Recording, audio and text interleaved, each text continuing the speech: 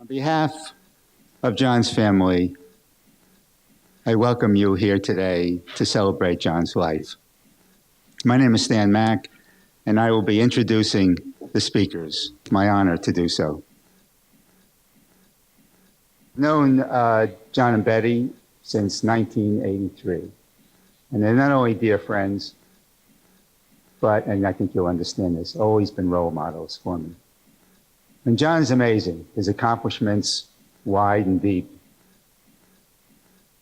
But a gentle guy and a guy who didn't talk about himself very much more interested in speaking about others and in their languages, whether it's the waiters in their favorite restaurants, or the owners of the restaurants, or the activists on the street, or policymakers in Washington,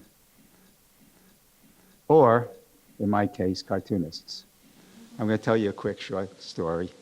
I was working on a book on the American Revolution with cartoons. And I came to the place, the Bill of Rights, where supposedly everybody is granted equal rights. But we know that the ones with the better lawyers sometimes have even more equal rights. So I wanted to illustrate that point in a cartoon, but I'm not a lawyer. I wasn't quite sure how to do it. So I called up Judge Racanelli. And he got right with it. And he said, okay, it's 1789, the lawyer is talking to his client, and here's what he says.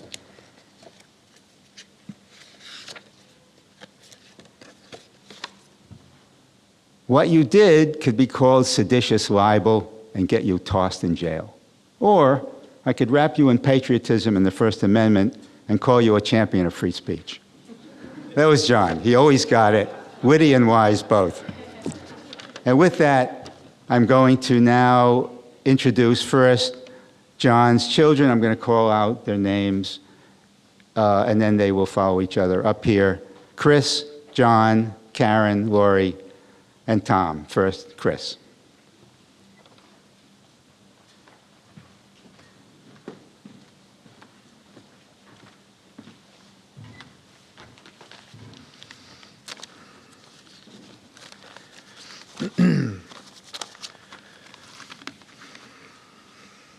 It is a month today since my dad took his final breath. In his honor, I would like to share some memories in a few words. First, I would want to thank my dad, John Racanelli, for adopting me.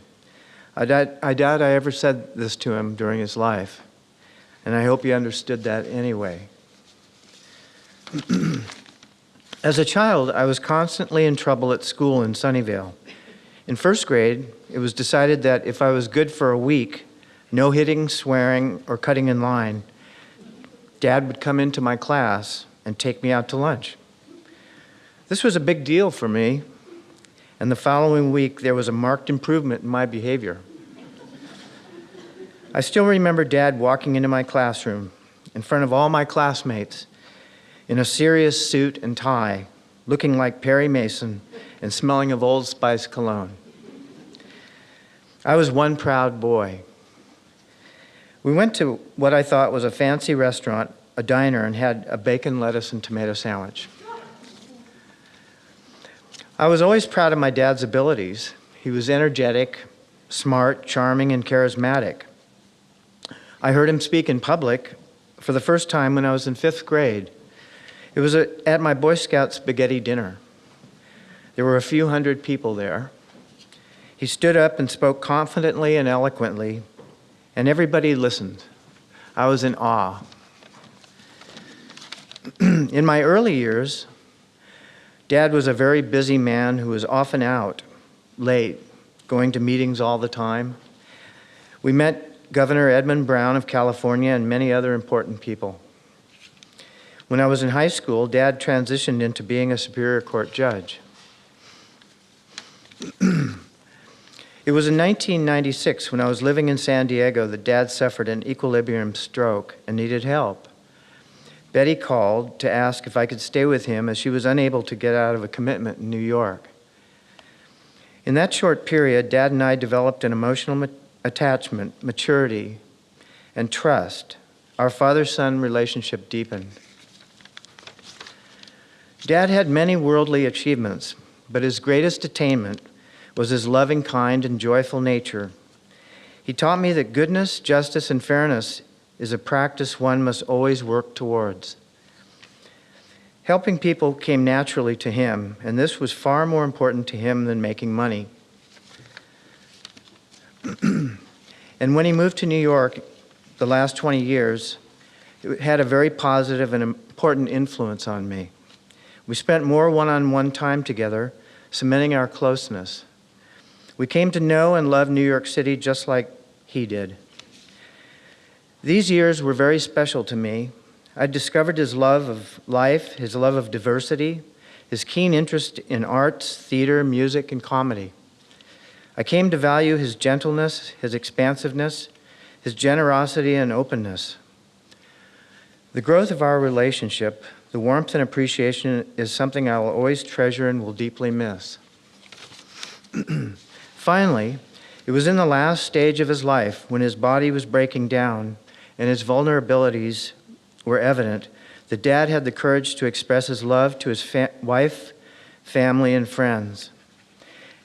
In his final month, I was able to help Betty care for Dad till the very end. That morning, Dad had breakfast. We were talking, even joking, when all of a sudden he closed his eyes and went to sleep. I am honored to witness the culmination of a very large life and very special relationship. Thanks, Dad.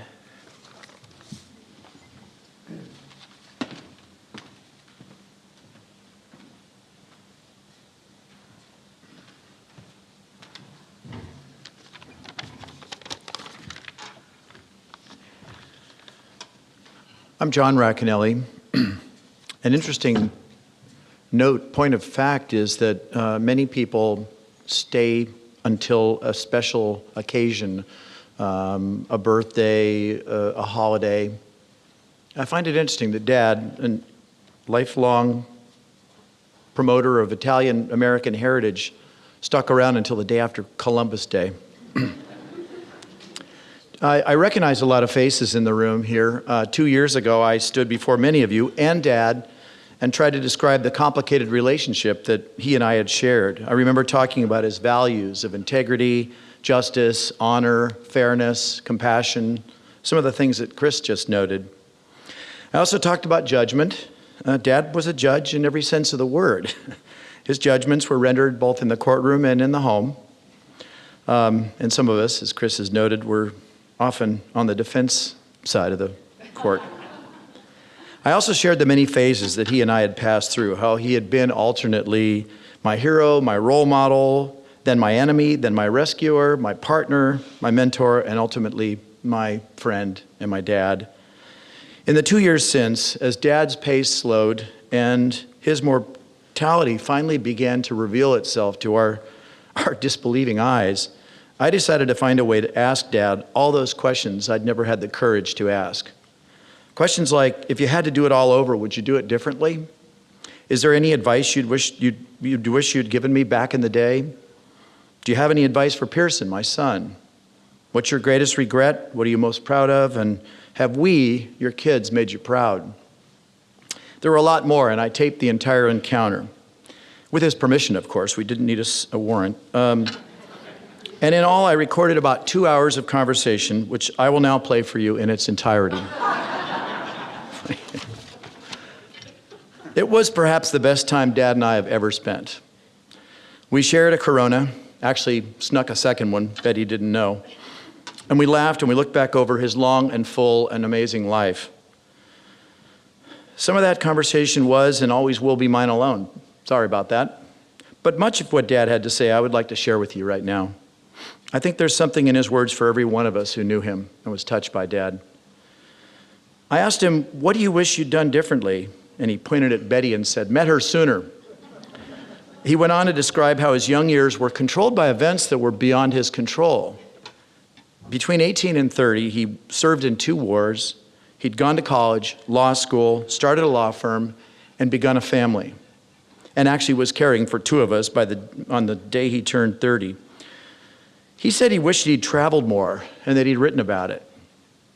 Most of my writing, he said, was taken up in legal briefs and opinions. I just wish I'd kept a journal. I asked about his advice for Pearson and the rest of the grandkids. He said, travel, especially while you're young. He said, always extend your range of friendships. Never stop making new friends and tending to old ones. As you get older, they become more and more important. I mentioned my early years, which were also a bit troubled. I asked if he ever just gave up on me, if he ever thought I was a lost cause. He said, I knew at some point you'd figure things out and correct your course. You just needed time. He always was a navigator. I admitted that, like many members of this large clan, I can be stubborn, which my wife often notes, I said. And I also said, she's not wrong. He said, they seldom are. I asked if there was any other advice he could offer. He had several things to say. He said, never stop educating yourself, in school and out of it. He said, don't get too caught up in the swirl of life. Find the time to share your life with those who are important to you. And he said, find yourself a good mate, a friend, lover, helper. It makes everything a lot simpler. 2 years ago, I told Dad I was looking forward to celebrating his centennial, perhaps with a surprise party for a change. Time and circumstances didn't give us that chance. But today we're celebrating you, Dad.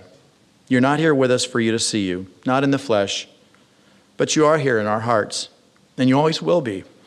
And I love you and I miss you, and as I have for the past 40 years, I will live my life in a way that I hope will always make you proud.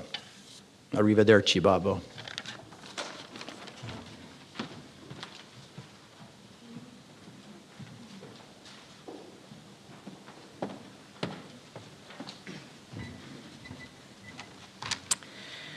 Well, it's kind of fun to listen to my brothers say stuff that I haven't heard for a long time.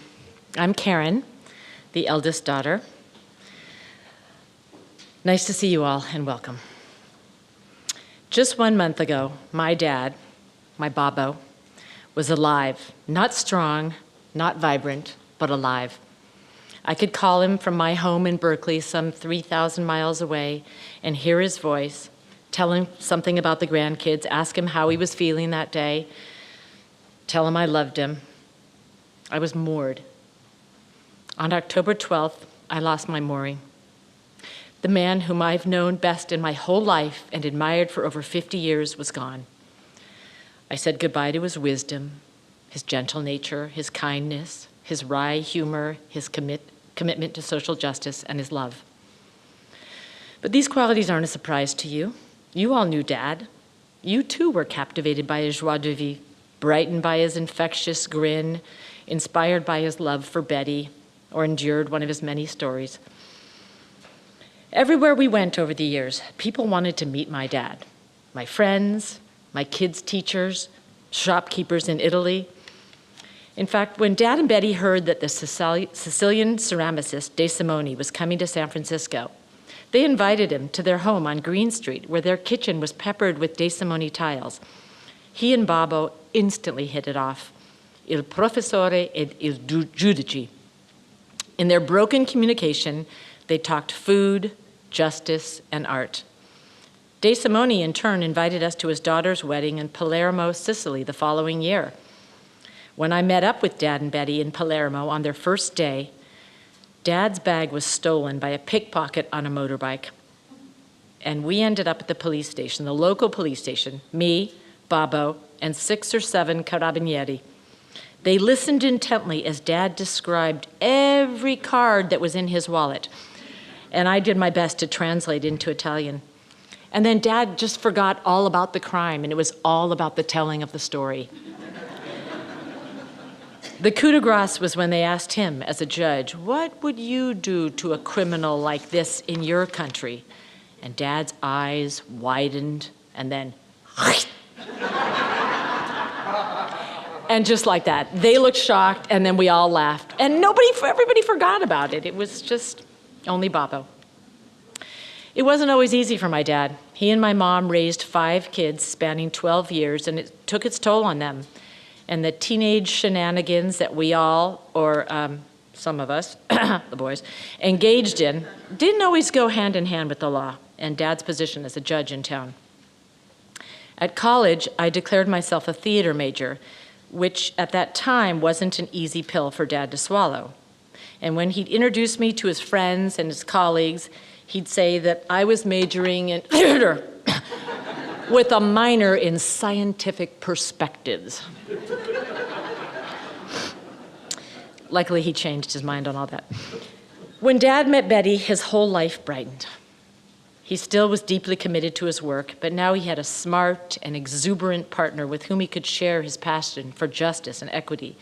Together, they learned to cook, took up mountain biking, explored Italy and Germany and Denmark, covered their home in colorful, beautiful art, and entertained all of us in their homes, both in San Francisco and then New York, with vibrant, joyful political dinner parties where red wine was abundant and laughter prevailed. In fact, I've met some of the most intelligent and interesting people at those dinner parties over the years, and my association with so many of you stems from the occasions provided me by Dad and Betty. And although Dad asked why on earth I was dating a lawyer when he learned of my interest in my then paramour, Beau, he welcomed Beau and relished the honor of marrying us 26 years ago on the docks of the Dolphin Club in San Francisco.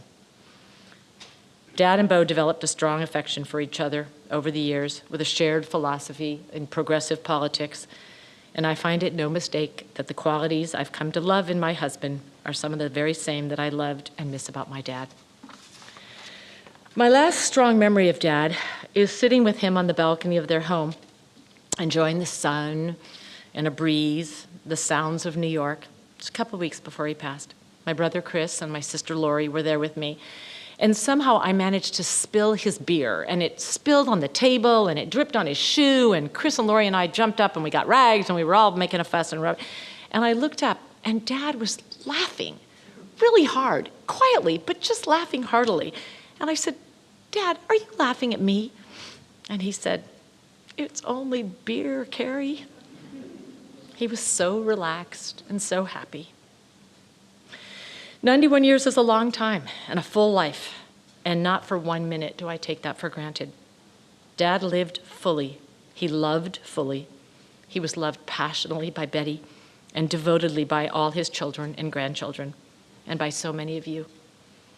We are all the beneficiaries of Dad's time on this planet. Thank you.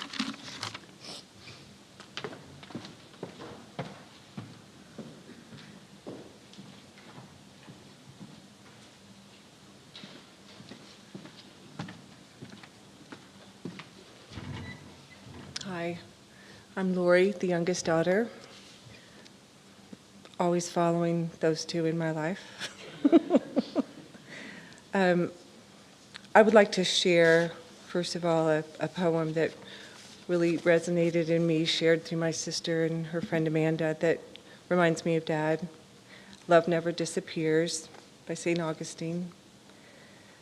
Love never disappears, for death is a non-event. I have merely retired to the room next door.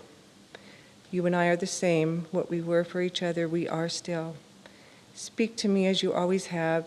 Do not use a different tone, and do not be sad. Smile and think of me. Life means what it has always meant. The link is not severed. Why should I be out of your soul if I am out of your sight? I'll wait for you. I am not here, but just on the other side of this path. You see, all is well. Reminds me of my dad. I know I could tell you what a great man he was. You all know that. I would like to share some amazing memories that I have of my childhood in celebration of my dad's life. He was very big on teaching us lessons when we were little, and some of those lessons really resonate with me, and they're quite funny if you ask me, but in trying to teach us not to smoke,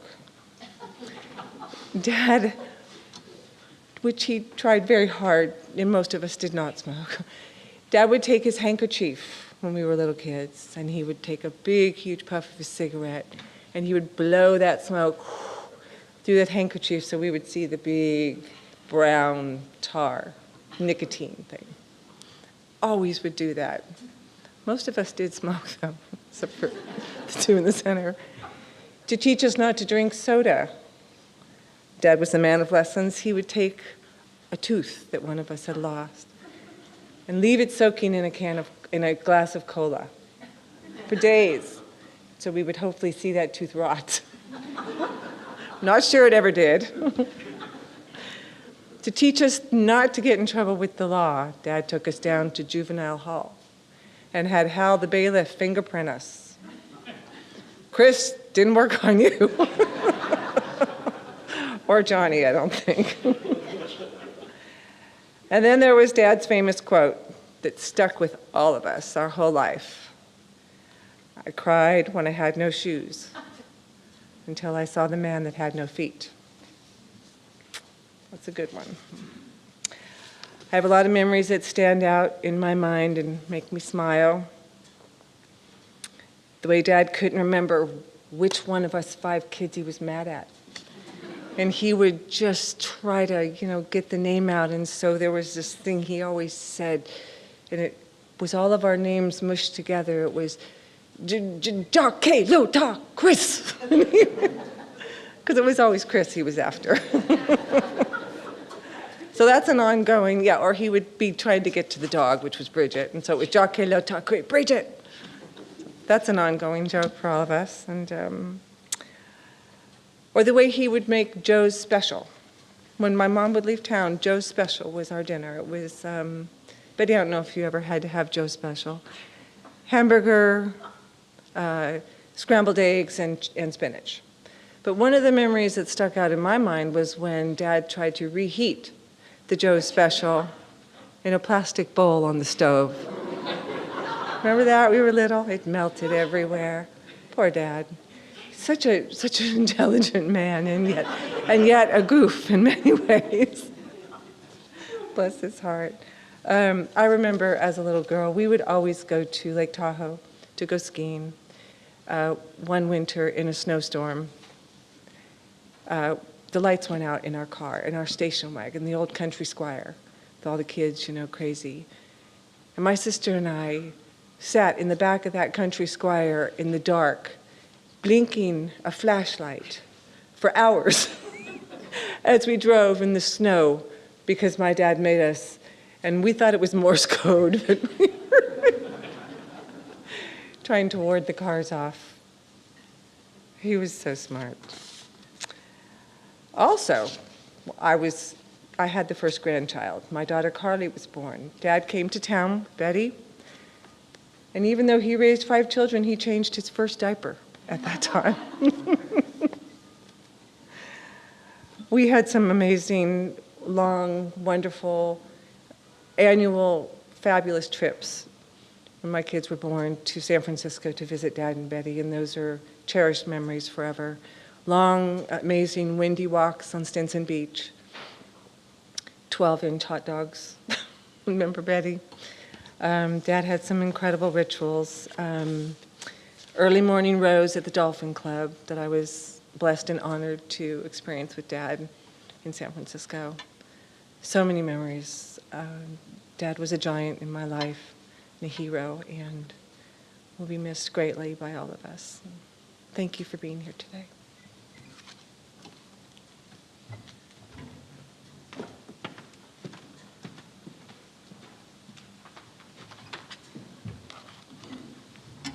Hello, everybody. I'm Tom, and grateful to be with all of you today to honor Dad. And in honor of Dad, I've written a poem that I will read, and I brought some extra copies if anybody is interested in taking it with him.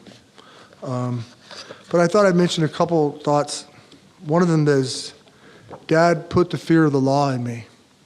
I remember in freshman year of high school, I took the train to Bellarmine School in San Jose, and somebody had, how kids fight a little bit, and somebody had fought a little bit, and I guess I had seen it. And so I went home that day, and I was in my house with my family members, and a policeman knocked on the door, and he was asking for me. And I tell you, my heart was beating so fast because I was so fearful of breaking the law. And Dad, that was the sense of justice that he imbued into me. And sometimes I have to kind of shake it off because I can be too legalistic. But Dad was an incredible man of the law, as you know. And he talked to me about his cases when I was younger. And I always remember like, really thinking about them. And so that was just an aside. And I did also want to mention one more thing, and that is that Dad cut through the chase when he was a very loving man. I forgot to mention that he was also a sailor. So this poem is called Sail On.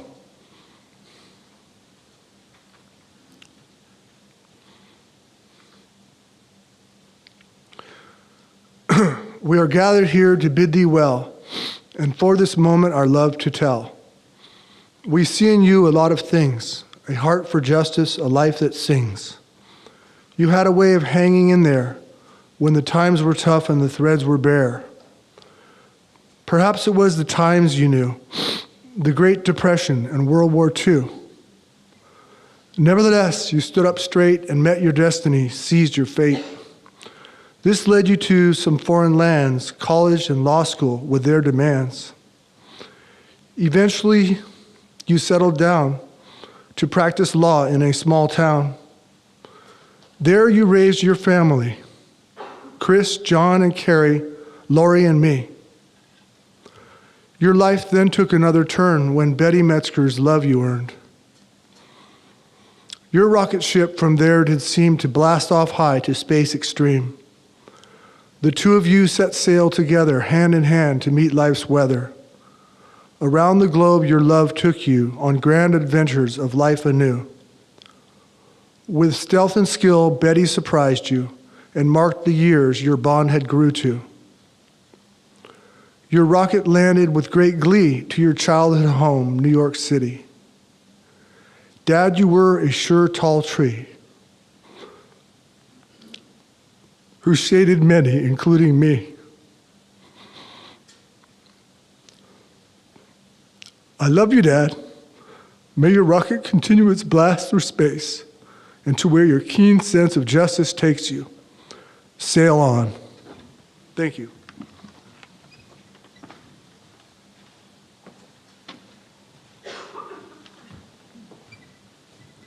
I'll just say, wow. Now we'll hear from three of John's grandchildren, Jonathan Kirby, Pearson Racanelli, and Cassidy Bogarden. First, Jonathan.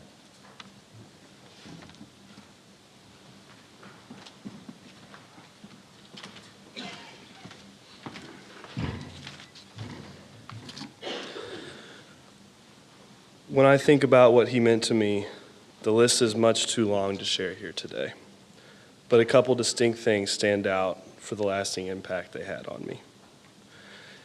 He taught me the meaning of hard work, putting your best foot forward each day to better yourself, and if you're lucky, which he certainly was, have a positive impact on those around you. He did this by telling me stories of his father, which I think he'd want me to share here today. His father came over from Italy at the age of 18, worked on the railroad, served in World War I, worked as an ice and coal man in New York City, and later in California, loading bakery trucks during the night shift. All to provide for his family and give them better opportunities than he had. And I think it's safe to say that he did an incredible job at that. I say that because it's easy to see the impact that that had on my grandfather, who went on to serve in the military himself, and ultimately as a judge in California.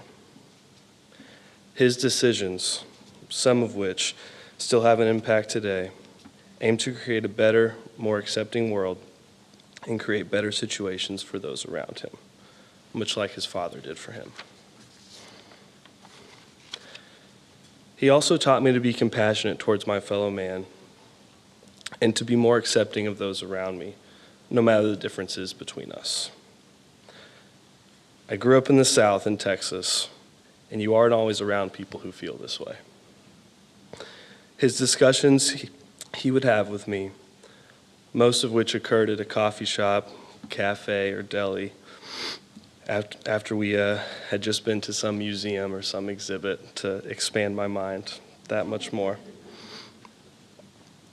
really helped shape my mind and turn me into the registered Democrat I am today.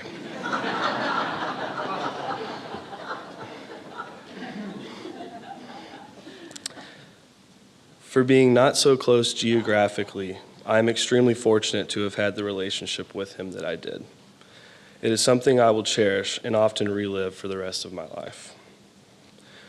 Whether it was the walks we went on through the city, making pasta from scratch in San Francisco, fishing off the coast of Connecticut and being the only two not to get sick on the ship, going to a Yankees-Red Sox game, having my first glass of whiskey with him at a bar to give Grandma just a little more time to set up the surprise party.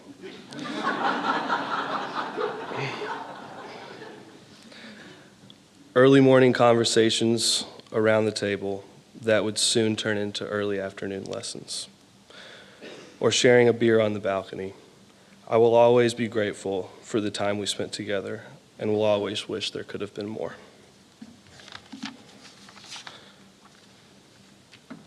I know I could never articulate the meaning he had to me and the impact he had on everyone he touched in a way that he deserves, but I appreciate having the opportunity to try.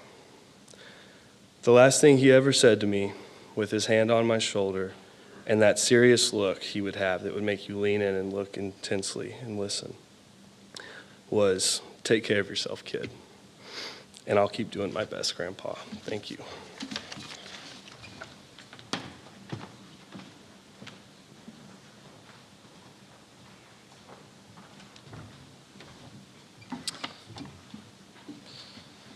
Hi, I'm Pearson. I'm Grandpa's grandson. And I could talk a lot about the memories and everything I learned from Grandpa, and it's pretty infinite, as a lot of us probably know. But what I chose to do is I wrote down some things, some thoughts of mine on the day that he passed, and it formed the majority of what I'll be saying. So.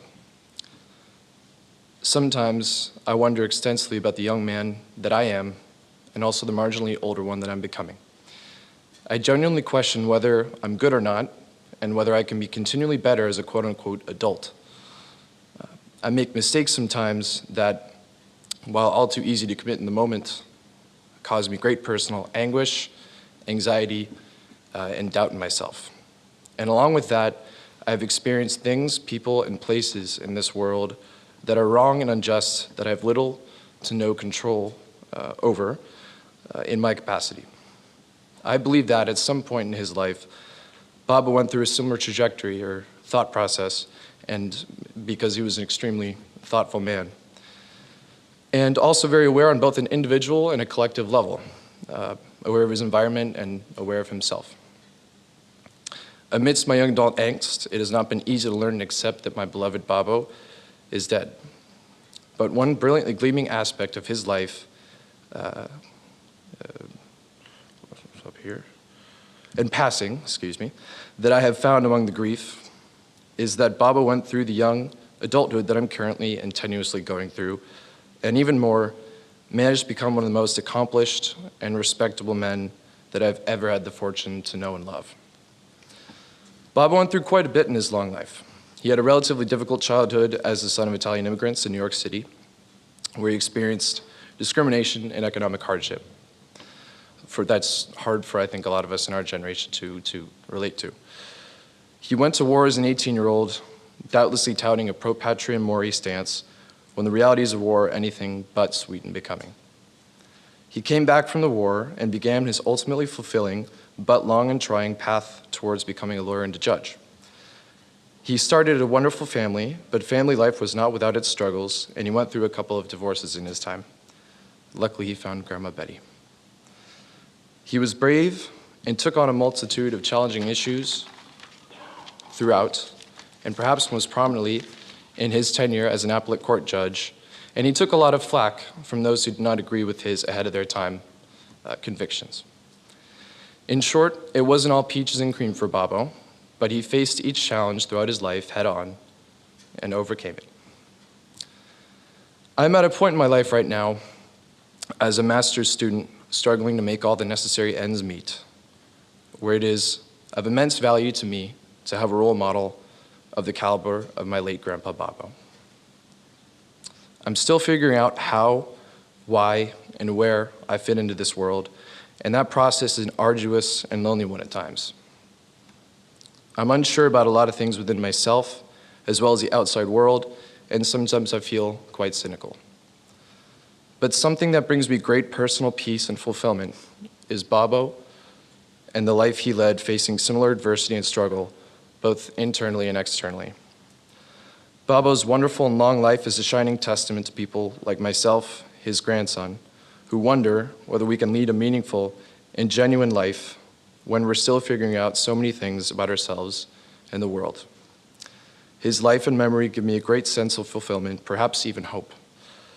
All I know is that if I can look back on my life years down the road and determine that I've lived a life that reflects the many things I've learned and admired about Grandpa Bobo, I will know that mine has been a life well lived. Thank you so much for everything, Grandpa. I will always love you and miss you.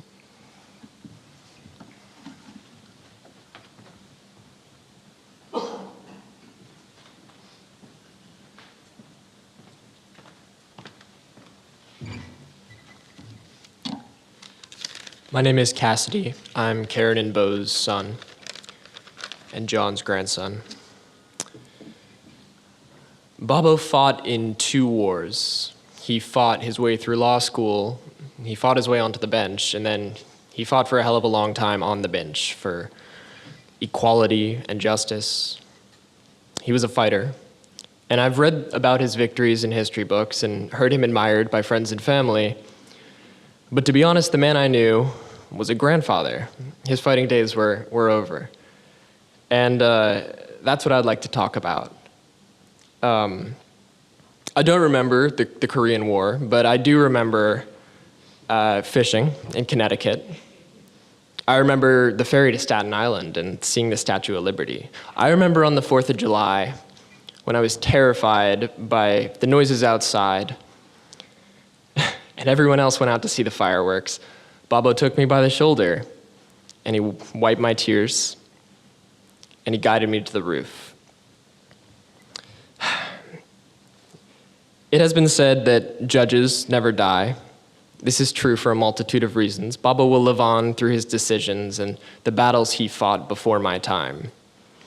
But for me, and for many of us in his family, he'll live on as a man who liked good red wine, a conversation, and maybe Anderson Cooper 360.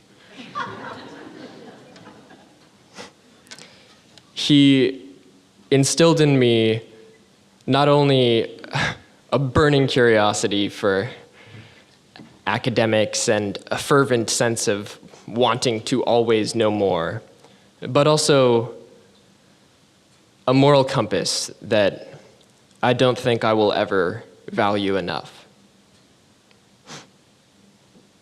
More than anything else, I'll remember him when I see fireworks. Thank you.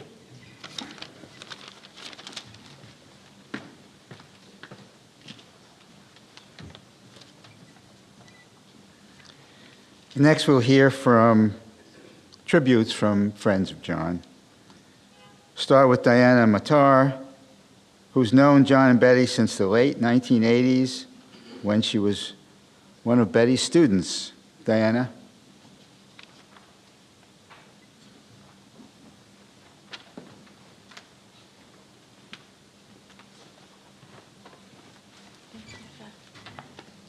First of all, I just want to give all my condolences to John's family that are here today. As many of you know, John loved gadgets, particularly kitchen gadgets. Why do I mention such a trivial detail today? Perhaps it makes me feel closer to him. Perhaps it is the small things that show how full a person is, how many dimensions they can inhabit in this one life. I became acquainted with one of John's gadgets before I actually met him. I was a student in Betty's Ethics of Journalism class at San Francisco State University, and a dear friend, a more senior student, had been asked by Betty to house sit her and John's apartment while they were away. That friend, Chip Johnson, called me on Sunday morning and asked if I would come for breakfast at Betty and John's. When I arrived, Chip apologized. "Sorry, there's no coffee," he said. "I can't figure out how to work the machine. Maybe you can." This thing that sat on the counter was a marvelous feat of technological cookery. It roasted and ground the beans and heated the water and steamed the milk. We both just looked at it. Finally, we put the beans in one section and the water in another and pushed what seemed like the right button, and the thing made all kinds of noise and spit half-ground wet coffee all over Betty and John's immaculate apartment. Needless to say, we spent the rest of the morning cleaning up and went out for coffee. I assumed it was Betty's machine, and it was only later when I began to know Betty personally. And as all you know, knowing Betty always means knowing John. Did I come to realize that the coffee maker was John's machine. I don't remember if it was in the same apartment. They may have moved on. What I do remember was John making me a cappuccino with the grace and ease of someone who's not interested at all in the technology of the thing, but rather the pleasure of what comes out at the other end. John loved kitchen gadgets because he loved good food, and he loved good wine, and he loved good coffee. And he loved good food and good wine and good coffee because he loved people.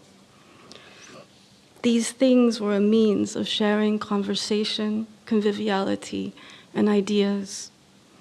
I've known John and Betty now since the mid-'80s, through 2 cities, several apartments, guest beds, many dinner tables, many bottles of wine, so much conversation. How do we measure the loss of someone we have known and who has known us? With John, it was the cumulative conversations, his generosity and gentleness, the way he laughed, and how angered he was by injustice. Sitting at John and Betty's table has always meant being in the presence of people who have spent their lives committed to a kind of ethical engagement that isn't loud or about identity or religion. John showed us a life committed to justice that was a way to live and inhabit this earth. But he kept the contributions he made to this society very close to his chest. We're in New York today, but I speak to you as a Californian, where John spent much of his professional life. Although I've not lived in the state for over 20 years, I still call it home, and I, along with over 39 million other Californians, am indebted to John's professional wisdom and ethical stance on numerous issues. None more so than his work on water rights, which set precedents and in no small way has been influential in California becoming a world leader in conservation. Most of California is technically a desert, and water is gold. When John was writing what would become the Racanelli decision, Silicon Valley needed water to wash each chip that went into a computer. Farms in the Central Valley, America's breadbasket, needed water to grow the nation's food. And Los Angeles, which had none of its own water and was one of the fastest growing cities in the country at the time, needed water from upstate. John was able to balance these constituencies with something much more precarious, the future. He wrote the decision in a way that intricate waterways were protected, Thereby, against strong lobbying of commercial interests, future generations would have access to water and the natural environment would be protected.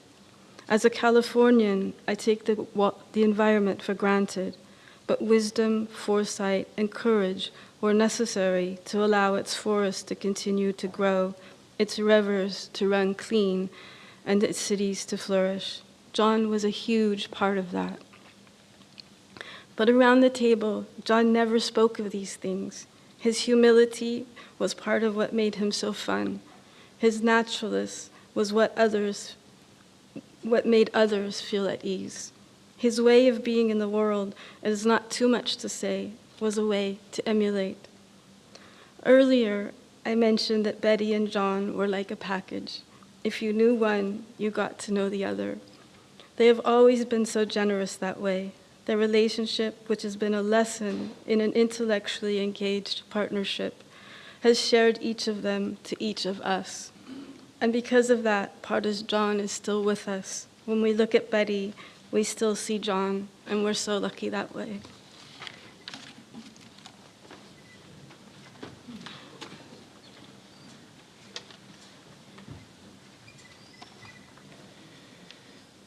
Stella Nevis Elbaum met John and Betty during the years that they spent in Mystic, Connecticut. Stella.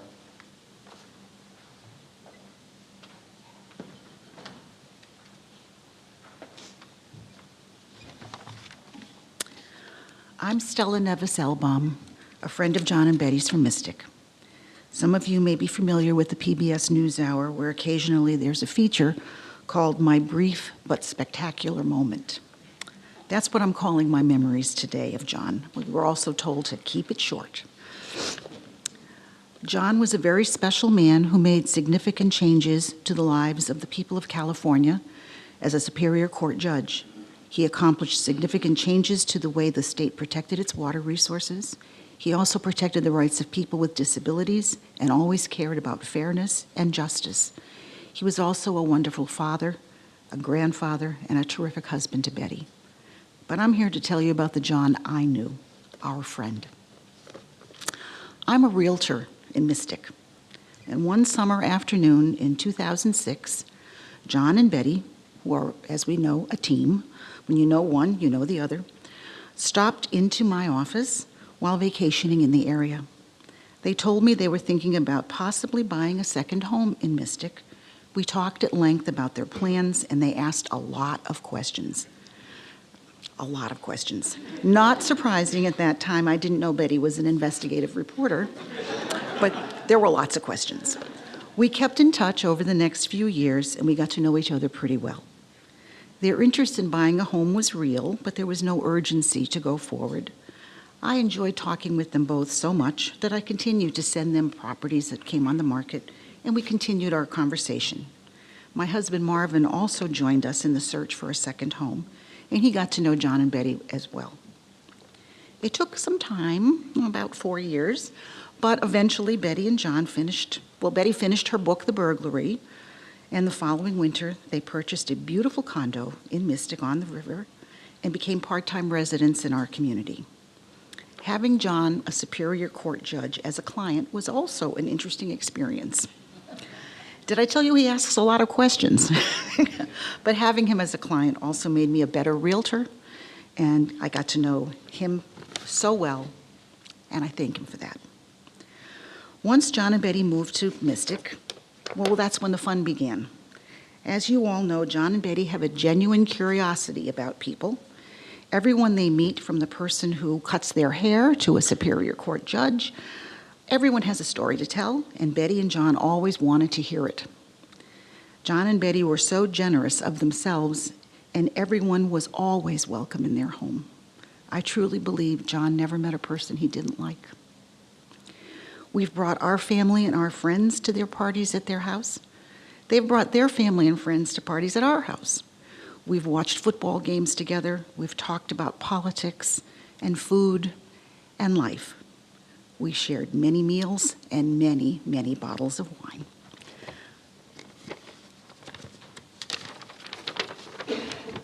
As much as I tried to convince them to live full-time in Mystic, they were very happy with the balance of the way their life was, having the best of both worlds, a home in the city and a home out in the country. John was truly a part of our Mystic community, and we will all miss him. When we enjoy salami from Italy, we will remember John. When I see a white Saab driving through town, I remember John. When we watch the Mystic Holiday Boat Parade, we will remember John. When we enjoyed program at the Mystic Art Center, we will remember John. When we watch the sunset on the Mystic River, we will remember John. And when Marvin fries a turkey at our house, we will remember John. When we raise a glass of Juan Gil, John's favorite wine, we will say salud and remember him. Thank you for letting me share this brief but spectacular moment.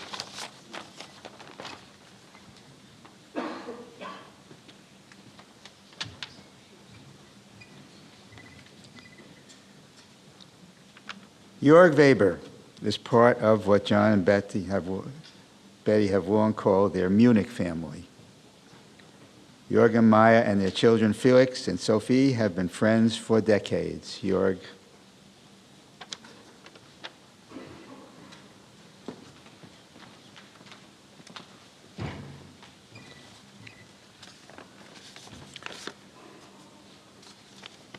For John.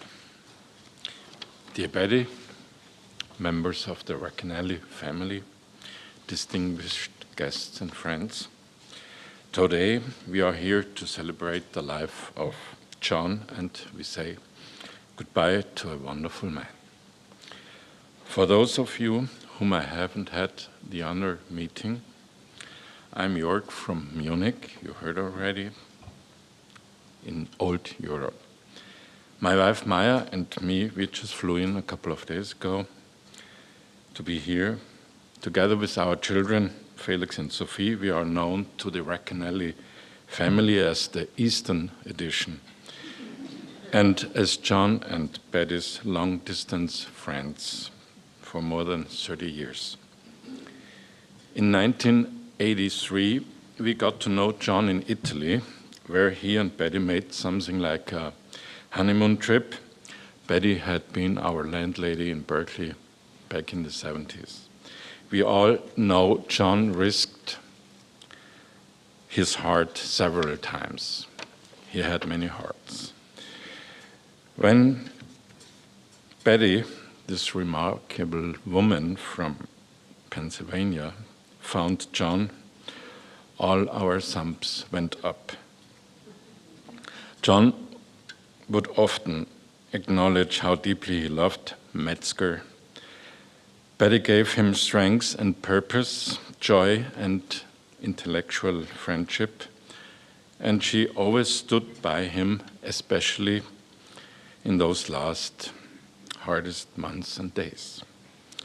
I can still hear John's nasal rumble in a sort of a bi-coastal accent when he introduced himself in Vicenza, Italy, in front of the Palladio Basilica there as Giovanni Racanelli. A happy Betty had advertised the man as a true Californian judge, but there in this small town in Veneto, he was perfectly blending into the evening corso, decently posing the Italiano del Sud. Since then, we know him as a great character, a man who would row in the Dolphin Club boat, the San Francisco Bay, a man who was viewing liberal positions by principle, and above all, a generous man who cared for friends with a giving heart. In 1992 in San Francisco, we did frequent trips to the Bay. John, by then already retired and a grandfather himself, was well prepared meeting our young kids, enchanting them with Le Ballon Rouge video or his navigator map, The Stars of the Universe. Back in Italy, John dresses up for and fumbles a small silvery membership medal of the Saab car owner on his Revere. He plans to get into the front row of the Papa Papa chanting crowd because there, standing right next to all these decorated Italian veterans, I'm sure he just wanted to fool John Paul II, who visited the Basilica of the hilltops in Cortona. Later, looking down to Lago di Garda and checking out a Valpolicella winery, there John would burst out laughing. Hey, York, see this? We are in a DOC heaven. In September, our daughter Sophie WhatsApped from her visit to New York. Oh my God, I wrote OMG. John is so skinny, but his wit and brains are still strong as ever. We are so lucky to have such a great character in our Western League. We all loved John very much and admired him. Our lives were touched in a wonderful way. We will continue to be inspired by his kindness, humor, beliefs, and yes, by his Italo-American recipes.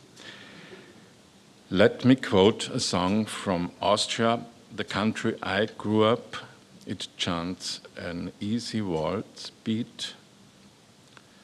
Sag beim Abschied leise Servus, nicht leb wohl und nicht adieu. Diese Worte tun nur weh. Doch das kleine Wörtchen Servus ist ein lieber letzter Gruß, wenn man Abschied nehmen muss. John, those are the hardest lines. John, you have gone now to a place beyond our horizon. Rest there in peace, we carry on. Servus, John.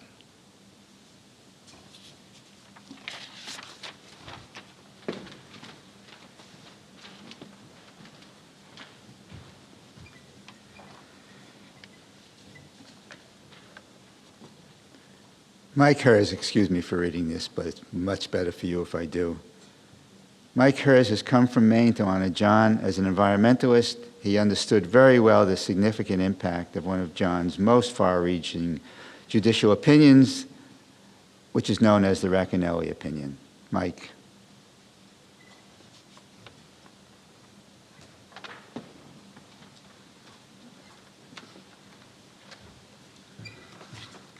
I had the good fortune to know John both professionally and personally. I did work on San Francisco Bay and protecting of San Francisco Bay. So this important decision, the Racanelli decision, means a tremendous amount to me, as it does to most Californians, because I don't know whether most New Yorkers appreciate the fact that in California, whiskey is for drinking, water is for fighting over. That's a quote that's attributed to Mark Twain, but actually no one has been able to find that he really did say it, but it's a great saying. The other amazing thing about water is that it defies gravity. It's known to flow uphill to money. Water's always been contentious in California. And because 1/3 or 2/3 of the water is in the northern third of the state, and most of the demand is in the Central Valley for farming and in Southern California for swimming pools, houses, and golf courses. John's appeals court was faced with having to deal with a bunch of farmers who felt as if they weren't getting the water that they deserved. And all of these appeals were lumped together, and John's court had to make this decision, which ended up being a really big deal. And 30 years later, people who in the water business, water lawyers, environmental groups, still talk about the Racanelli decision. It still guides the way in which the State Water Resources Control Board, which controls this public trust water, makes decisions. I'm going to quote a few things that people have said about this wonderful decision. It established guidelines for a transformative change in the way in which water was managed. A few people have mentioned the fact that one of the unique parts of the decision was John took a global perspective in the way in which he looked at water. That hadn't been done very regularly before. He also considered everybody's needs and said that there ought to be a fair ecological share given to all of the various people, organisms, farms, and especially fish and wildlife. And last night I got a quote from the woman who is the current director of the State Water Resources Control Board, and I'm having trouble calling it up, but I want to read it because what she said was that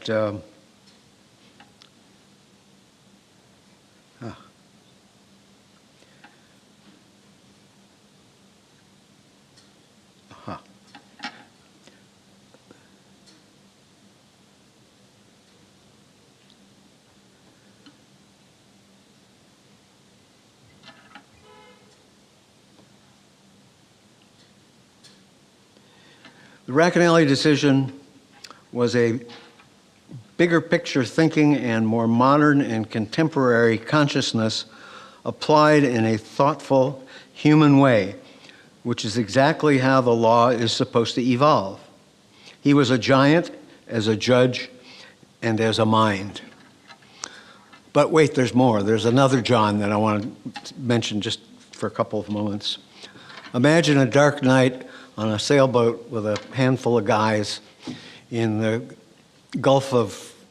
Sea of Cortez, the Gulf of California, off of Baja, California.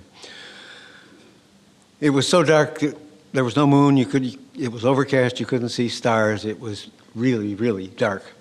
We kept hearing these blows of whales surfacing and dolphins surfacing. It was magical. And then there were these little splashes, and we didn't know what they were. So we dropped a light over the side of the boat, and we saw these things darting all around. And somebody said, "It's squid." John had gone below, I think, to change clothes or something. And when he heard the word squid, he immediately jumped up on deck, found a hook and line, dropped it over the side, and within moments had a squirming about 18-inch squid on the deck, and a few seconds later he had sliced it into nice little rings, and shortly after that he popped it into a frying pan, and we were eating some of the most delicious calamari I've ever had. That's the John Racanelli that I'm going to remember.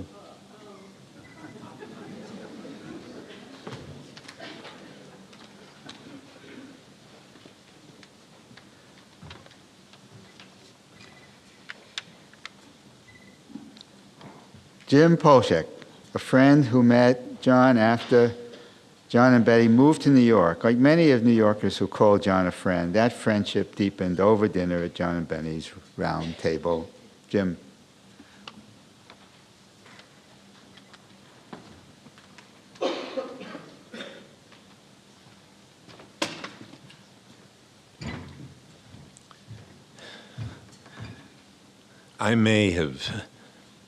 My wife Ellen and I may have known John and Betty for a shorter time than anybody in the room, which does not indicate I'm going to speak longer than anybody has. Quite the opposite, for which I apologize. There's so many things to say. First time I set eyes upon John was in Bob Naiman's apartment for some occasion, and he was fairly far across a room, and somebody had whispered, you have to meet John Racanelli. And I looked at that face, and I looked at that chin, and I said, if I were part of the law, this is not a judge I would want to be in front of. There was a kind of serious, maybe somebody had told him a sad story or something. He wasn't smiling, and he looked quite stern, and he could be tough. And I think probably in the best of all worlds that he was. But I moved closer, and it's as if the face dissolved, and the kindness just shone through. And we shook hands, and it was as if that wonderful nature and the seriousness of the man flowed from his brain to his heart, to his arm, and into that handshake. And life has been special ever since. We've dined many times together with the two of them. My wife, Ellen, was an assistant district attorney in this city, and she and John could speak in what I call tongues as they discussed some of the more recent events, not only in the federal judiciary, but in the nature of other decisions made in the so-called White House. I am an architect, so I always enjoyed going to their home because it was like a house that two 31-year-olds lived in. Everything was so modern, I shouldn't say was and will continue to be, fresh in exquisite taste, the artwork, the implements, and so forth. And there is a single word that's been mentioned innumerable times this afternoon: wine. And dinner always had the appearance or the preparation of dinner with gadgets. Gadgets I was unfamiliar with. Gadgets to open wine. Gadgets to cork it up again. It was amazing and pleasurable. And of course the dinner table, speaking of water, the little blue glasses and the seltzer water cultured at home, fresh out of the bottle. It became a kind of signature that was so pleasurable. John was the opposite of unapproachable. He was somebody whose every word I would hang on and listen to, but he also was just a regular guy. And I gather from all of the family here and from friends making comments and things I heard before that was so.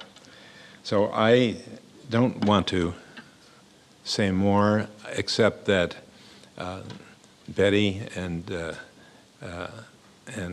we have communicated often online. I'm a regular reader of her reports, and I'm sure that there's such a depth and importance to the political and social justice interests of both of them. And her email address being Viva Journalism, and John's being Viva Justice for All. Thank you very much.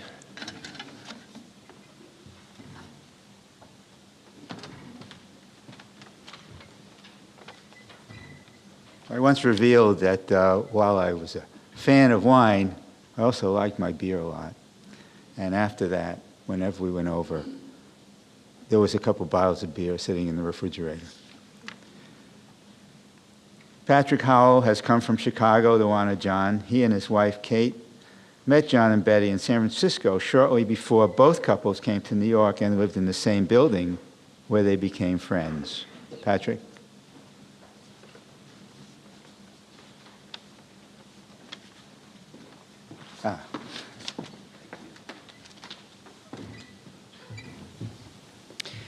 I'm Patrick, and I actually came from Lisbon, Portugal to be here. My wife came from Chicago, and it's nice to see all of you, and it's nice to see my wife. So when I was asked to speak here, I was very honored, and so I just said, sure. And then after a couple of days, I started to panic, because John was such a pillar of a man to me, just a giant with so many wonderful qualities and complex on so many levels. And I just thought, where does one even begin to speak about John Racanelli? I thought about the little bench in Madison Park that is dedicated to him. And I thought about the inscription that's on the bench, and it says a number of things. It says he's a great father, and obviously he's a great father. If you just look at his family, you can see that. It said on the bench that he is a great husband, and I know he was a great husband. Seeing John and Betty together over the years was magical. Betty, John adored you. And I'd just also like to say that Betty was such a wonderful partner. She brought so much joy to the union, and I'm sure that your love and presence made John's passing much easier for him. It says John was a great judge. Well, people have talked about that already today. The governor of California said so. So I'm sure it's true. I never was in his courtroom, probably luckily. But I was just thinking about John, and then suddenly something took my mind to Columbia, California, which is a little gold rush town in the Sierra Nevada. And there's a cemetery up on the hill where all the headstones are 100 or 150 years old. And I remember 25 years ago walking up there in the tall grass and looking at the headstones, and it was always name, date. And then one headstone really struck me, because under the name and the date, the people at the time in the town had written, he was everyone's friend. And I thought, what a beautiful sentiment. And that's what John was to me. He was my friend. He was my true friend. And not just me, all of us. That's why we're here, because John was everyone's friend. As a friend, let's not forget how fun John was. We've heard stories already about that. He loved to laugh. He loved a good story. He liked to try new things. He liked to go new places. He was really young at heart. He was one of the coolest guys I knew. His zeal for life was infectious. When I'd go see him, I knew that when I arrived, I would always be greeted with warmth and enthusiasm. And you know,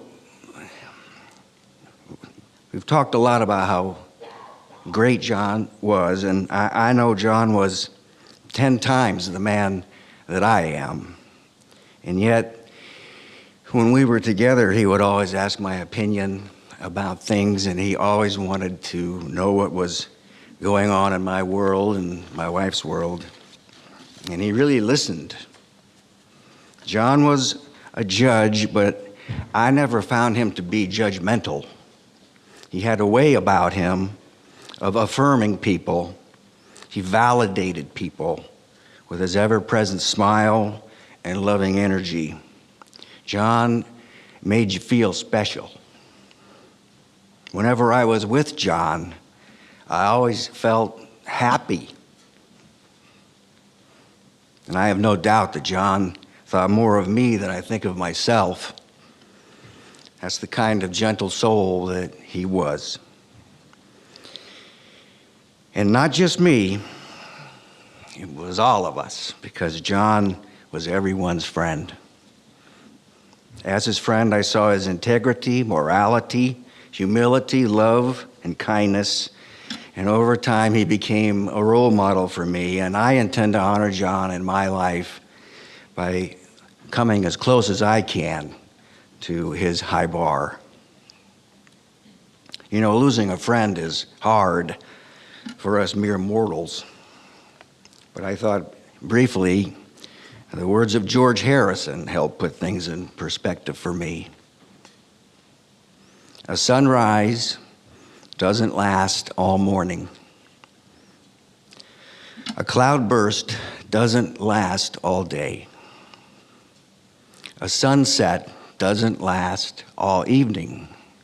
All things must pass away. And it's true, we have to say goodbye in one sense, but John is still right here. And he's right here. He's in our hearts. And so, my friend, we celebrate your life. We all love you. We all miss you. Peace be with you, and peace be with us all. Thank you.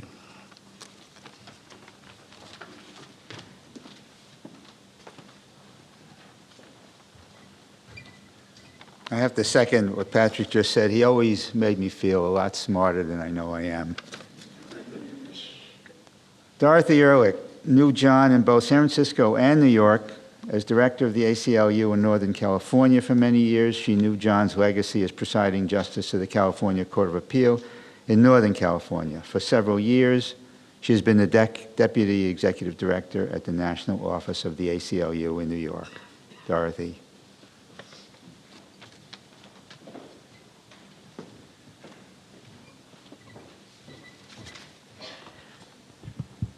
Good afternoon. It is an honor to participate in this celebration of John's life this afternoon.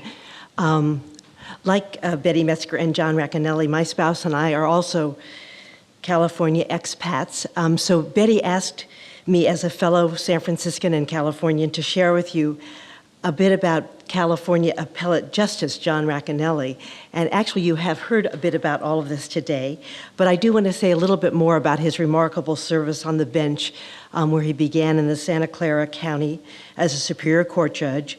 And that's equivalent to the Supreme Court here in New York, and later as the presiding justice of the First District of the California Court of Appeal, and that's equivalent to the intermediate appellate courts here in New York.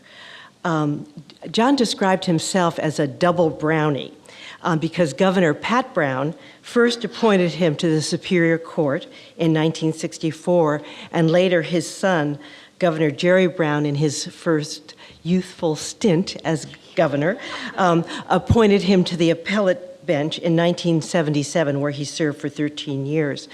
Some of you may know that Governor Pat Brown and Governor Jerry Brown, though father and son, were very different kinds of politicians. Pat being the consummate old school Democratic politician, and Jerry, especially in his first term, was a real political maverick.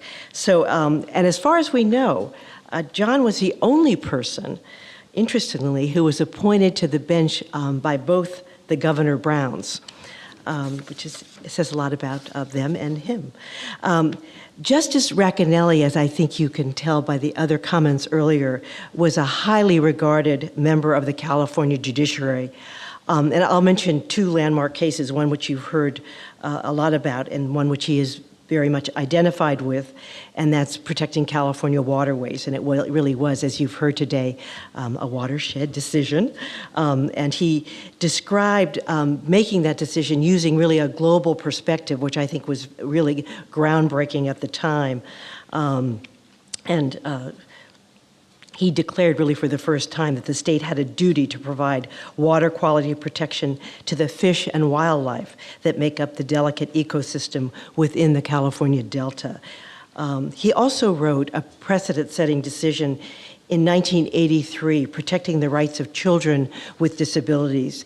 It involved a child who was born with Down syndrome and placed in an institution by his parents. His parents objected to potentially life-saving heart surgery when he was a teen.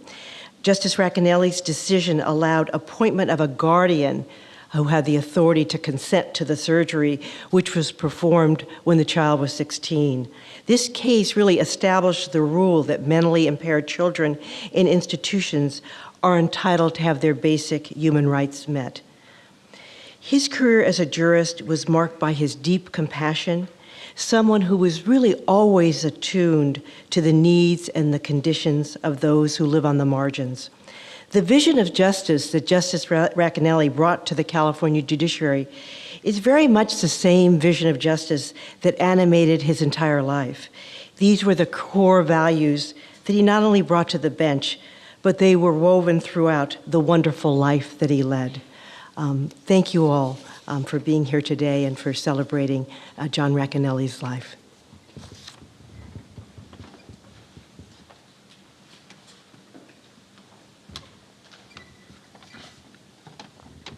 Raj Mathai has a special connection to John. He is both family and friend. Raj is the son of the husband of John's first wife, Sally Noack Mathai, the mother of John's children. Raj.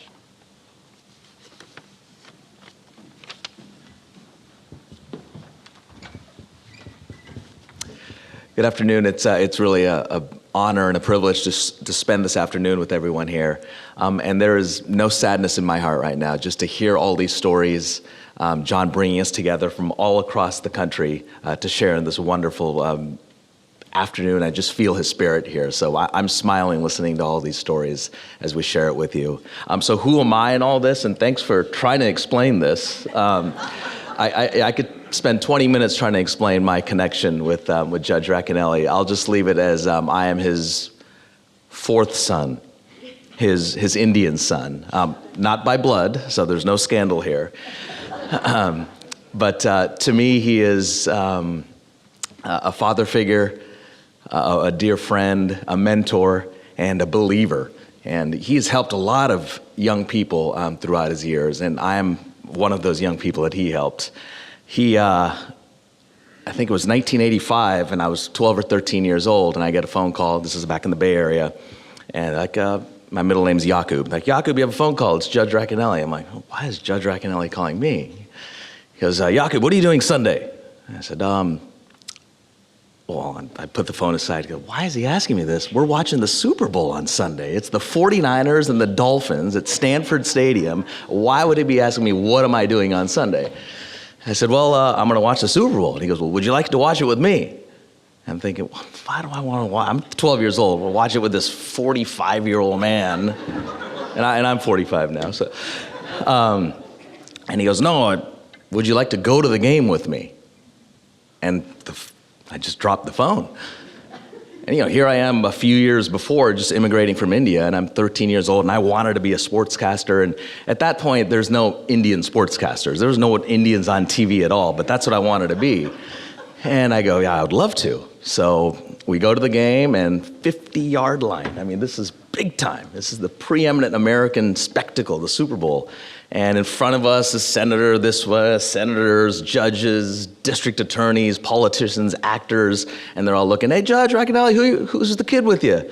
And he started to explain it, and then later, after the 10th person asked, he just said, hey, that's my son. Let's make it simple. Let's just watch the game. That's my son.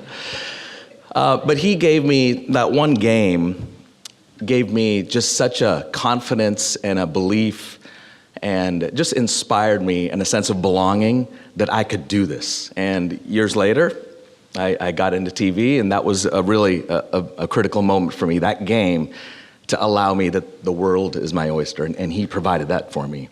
And years later, I also asked him, I said, so why'd you ask me? You had 2 tickets on the 50-yard line, you got amazing kids, why'd you ask me to that game? He goes, well, Jakub, none of my kids wanted to go into law, you were my last hope. True story. So, as we can look at this now, and for many years I would joke with him about it, the downside of his Super Bowl partner that day was that I didn't go into law. But the upside for Betty is that I got into journalism, where I'm currently still a journalist. So Betty is equally as important in my life journey as Judge Racanelli. And in closing, I just want to say, it's when I look at Chris and John and Tom and Carrie and Lori, he didn't go anywhere. His spirit is in their eyes, in their face, and it's with all of us here, so thank you.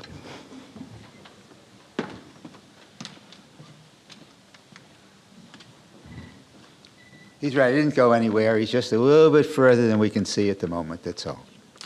And now Betty, who certainly doesn't need any introduction.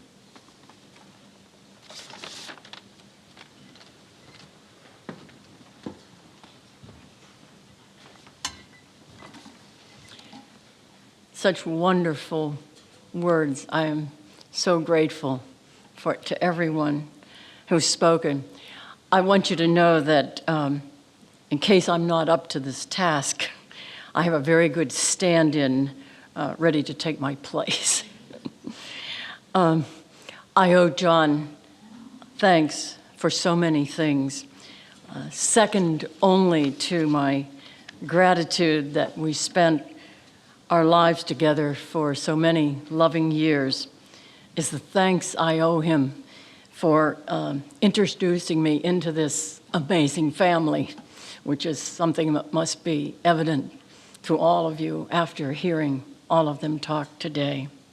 It's just enormous gratitude I feel for that. Through the same thing for our Munich family, the many years, decades by now, with both families of such deep personal history meant so much to both of us.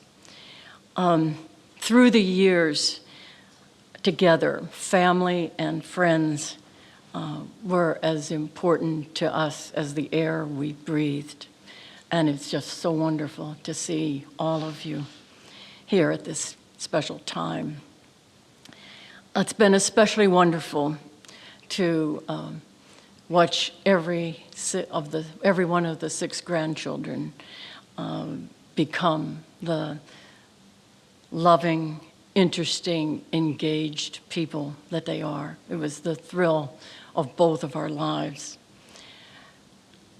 At the beginning of John and my shared life together, it would have been difficult to predict that someday people would gather together to celebrate the long life of John Racanelli. John was pessimistic then about how long he would live. And he told me right from the beginning, I think I only have about 5 years to live. He kept repeating it. And I said, you know, this really doesn't make sense. I mean, it did fairly quickly. I realized that the Racanelli genes for longevity were quite amazing by that time. Fairly recently, his father had died at age 91, and his mother, Marianne, was well on the way to 95, which would be the age at which she would die. But he insisted. And one day, that summer of 1982, when we were first living together, John came home from work and told me that that day he had told one of his colleagues about our relationship. And he had told him how happy he was in this new relationship, but that he had also told him he thought it would be a short relationship because he thought that he probably would die in about 5 years. I don't know. And he said that the colleague expressed surprise at that, but also said to him, well, remember, you can do a lot in 5 years. And we did do a lot in 5 years. And then 5 more years. And the 5-year segments kept adding up. And John kept saying that. And then around 70, he stopped saying that. And I think about that time, he realized that those Racanelli genes were working for him. I never heard anything more about a short life. We had 35 years, and to be honest, we were greedy. We wanted more. But together, we did realize we were lucky. And even now, I realize that we were indeed very lucky. John touched countless people, and you've heard people speak about that today. Thousands of people who didn't know him felt the impact of his judicial decisions. And the rest of us, family and friends, had the great luck of simply being close to him. And people who have been in touch since John died have described him as thoughtful, bright, passionate, funny, warm-hearted, words you've heard today. And I think that perhaps the greatest tribute to John is to say that the qualities that made him a wonderful friend, son, father, grandfather, and husband were also the same qualities that made him a deeply respected judge, an effective activist in his retirement. As Governor Jerry Brown said when John died, and I thought this was particularly good, John was a thoughtful judge who cared about people and did his part to right wrongs and ensure that justice was administered fairly and with a sense of compassion. A friend recently said he had intelligence, humor, goodness, integrity. He had them all, she said, without any sense of show-off. Evidence of that last point would be that he would be surprised and delighted that all of us came together today to celebrate his life as we are doing today. And I might say that's what all those surprise parties were about. For me, life with John was a daily pleasure. During most of our lives together, we worked in the same space 24 hours a day. And thanks to that constant proximity, we engaged in a continuous conversation about the things that mattered to us. We experienced many adventures. Some of them have been mentioned. Most were small, charming adventures, such as the bicycle trips we took only to flat places. There were larger adventures, and one that touched us deeply and was very important to us was going to South Africa soon after Nelson Mandela was released from prison and experiencing the extreme hopes and fears that were part of life there then. The friendships that developed on that and another trip to South Africa remained deep and meaningful and put South Africa in our hearts forever. And one of the friends that grew out of that, Joanna, is here today. So grateful for those wonderful friendships. Perhaps our greatest adventure was moving from San Francisco to New York in 2000. Many people thought that we were crazy for doing that, especially at your age, they would say, without much subtlety. And to this day, occasionally someone will say, why did you move from San Francisco to New York? As if that was the strangest thing to do. In fact, Jakub asked me that today as we walked here.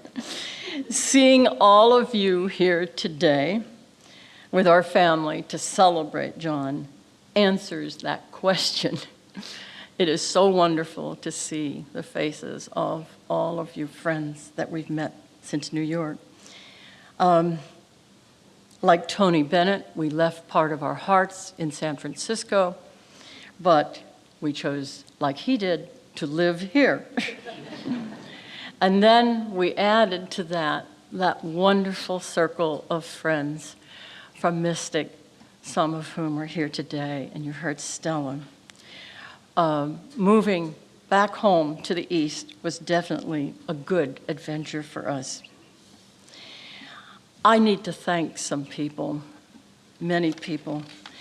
I need to thank people for the support and love that John and I, and then the family, have been given in these recent months. Key among them is our primary care doctor, Dr. Mary Fishman, in a medical system that often was very frustrating for us. Dr. Fishman was there, guiding care literally daily. I will be forever grateful. And special thanks to our neighbors and the staff at Madison Green, the building that is our home. It is impossible to adequately thank the people there, some of whom are here today, for their concern and the invaluable assistance that they provided during John's last weeks. It does take a village, and Madison Green is a great village. And also, and especially right now, thanks to New York University School of Law and its Center on Race Inequality and the Law for making it possible for this celebration to be held here. The center focuses on the issue that meant the most to John and also to me, the quest for racial justice. Special thanks to the center's faculty director, Tony Thompson, and the center's administrator, Denitha Edwards. They were both truly a pleasure to work with. Thank you. It's especially appropriate that we're in this room, the Greenberg Lounge.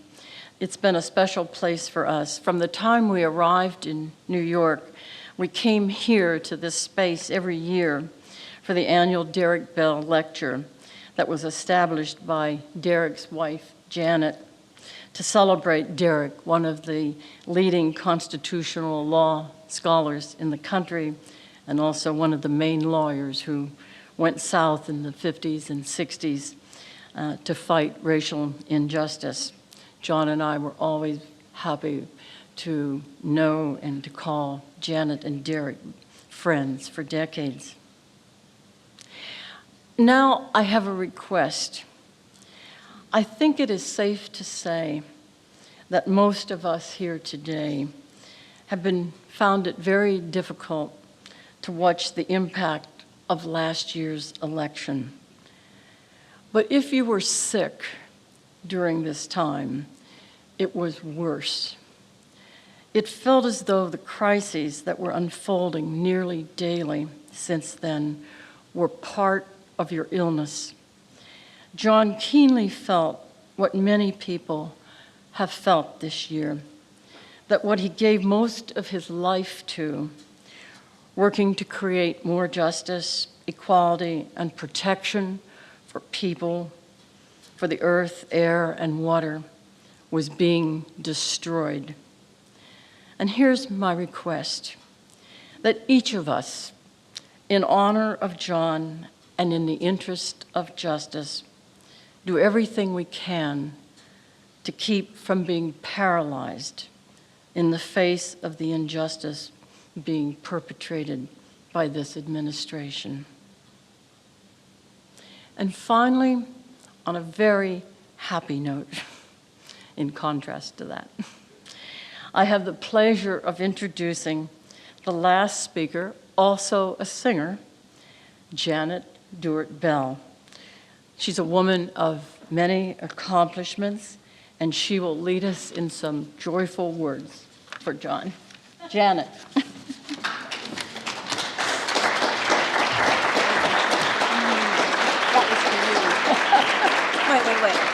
Wait.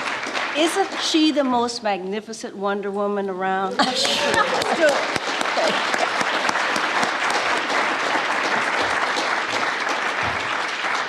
Betty and John would come to the Derek Bell lecture, and at the end, I always sang happy birthday to Derek. And Betty said, no, I don't want you to talk, I want you to do that. But I said, I want to do it a little bit differently, a real special tribute to the Honorable John Racanelli, who, besides being as cute as could be, was just a lovely person, sweet and funny and kind. And Derek thought he knew there was no finer person on this earth than John Racanelli. Deep in his heart, John did believe that we shall overcome someday.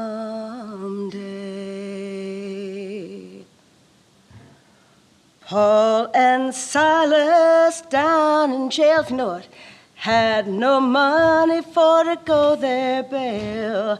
Keep your eyes on the prize. Hold on. Hold on.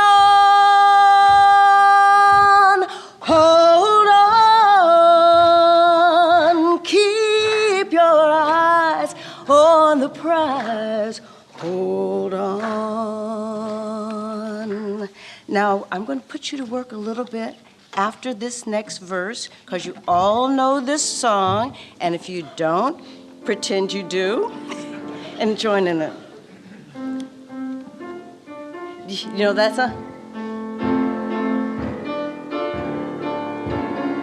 This is a joyous occasion.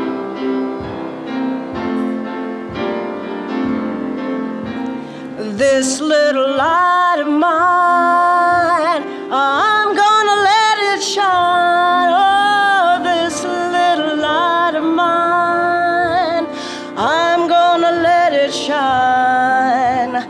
This little light of mine, I'm gonna let it shine. Let it shine, let it shine, let it shine. Special words. John had the light of freedom. He always let it shine. Oh, John had the light of freedom. He always let it shine. John had the light of freedom. He always let it shine. Let it shine, let it shine, let it shine. Peace and justice for all. We're all gonna let it shine. Peace and justice for all. We're all gonna let it shine. Oh, peace and justice for all. We're all gonna let it shine. Let it shine, let it shine, let it shine. So deep in his heart, John did believe that we shall overcome someday. This is the Stevie Wonder version. Okay. Happy birthday to you. Happy birthday to you. Happy birthday, happy birthday to you. Happy birthday to you. Happy birthday. Happy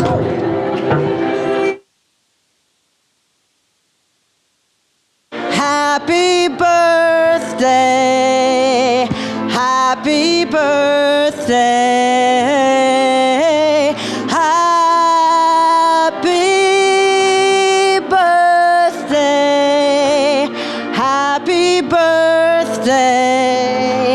Happy birthday. Happy birthday to you. Happy birthday to you. Happy birthday.